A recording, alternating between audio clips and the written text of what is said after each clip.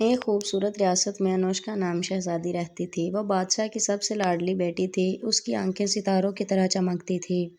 اس کی مسکراہٹ سب کے دل جیت لیتی تھی۔ محل میں ہر کوئی اس سے بہت محبت کرتا تھا۔ انوشکا بہت نرم دل اور پیاری تھی۔ وہ غرور سے بہت دور تھی۔ اسے غریبوں کی مدد کرنا پسند تھا۔ ہر صبح وہ باغ میں پھول دیکھنے جاتی تھی۔ باغ میں ایک سنہری تتلی اس کی دوست بن گئی۔ انوشکا تتلی سے دل کی باتیں کرتی تھی۔ ایک دن تتلی نے اسے ایک راز بتایا۔ اس نے کہا، محل کے پیچھے ایک جادوئی باغ ہے۔ انوشکا یہ سن کر حیران رہ گئی۔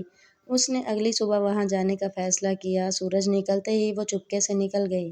راستے میں رنگ برنگے پھول کھلے تھے۔ ہوا بہت خوشبودار تھی۔ پرندے پیاری آواز میں گیت گا رہے تھے۔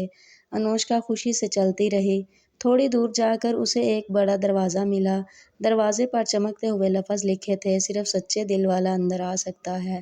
انوشکا نے آہستہ سے دروازہ کھولا۔ اندر کا منظر بہت حسین تھا۔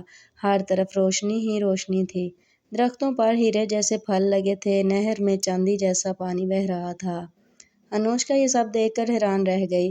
اچانک ایک بوڑھی پری اس کے سامنے آ گئی۔ پری نے مسکرا کر کہا، خوش آمدید شہزادی انوشکا۔ انوشکا نے ادب سے سلام کیا۔ پری اس کی شرافت سے بہت خوش ہوئی۔ اس نے کہا، یہ باغ صرف نیک دل لوگوں کے لیے ہے۔ پری نے اس سے ایک جادوئی پھول دیا۔ اس پھول میں خوشی بانٹنے کی طاقت تھی۔ انوشکا نے پوچھا، میں اس کا کیا کروں؟ پری نے کہا، اسے اپنی ریاست کے لیے استعمال کرنا۔ انوشکا نے خوشی سے وہ پھول لے لیا۔ پھر وہ واپس محل کی طرف چل پڑی۔ محل پہنچ کر اس نے پھول باغ میں لگا دیا۔ اگلی صبح پورا باغ جگمگا رہا تھا۔ پھول کی خوشبو سب کے دل خوش ہو گئے۔ بیمار لوگ تندرست ہونے لگے۔ اداس چہرے مسکرانے لگے۔ ریاست میں خوشحالی پھیل گئی۔ بادشاہ اپنی بیٹی پر بہت فخر کرنے لگا۔ سب لوگ انوشکا کو دعائیں دینے لگے۔ لاڈلی شہزادی